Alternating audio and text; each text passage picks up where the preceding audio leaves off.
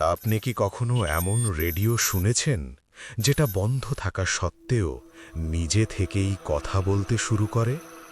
মুর্শিদাবাদে এক পুরনো বাড়িতে আরিফ নামে এক যুবক নতুন ভাড়া ওঠে।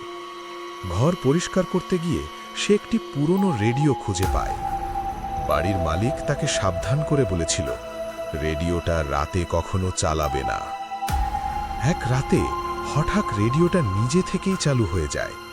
স্ট্যাটিক শব্দের মাঝে একটা কণ্ঠ ভেসে আসে, বাঁচাও, আমি এখনো এখানে আছি।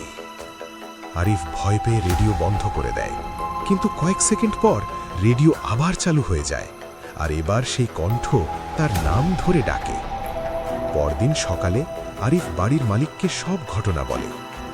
মালিক স্তব্ধ হয়ে যায়, তারপর ধীরে বলে, এই রেডিওর মালিক 10 বছর আগে এই ঘরেই মারা গিয়েছিল। ঠিক তখনই টেবিলের উপর রাখা রেডিওটা আবার চালু হয়, আর ভেসে আসে একটাই কথা, তুমি এখন আমার জায়গায়।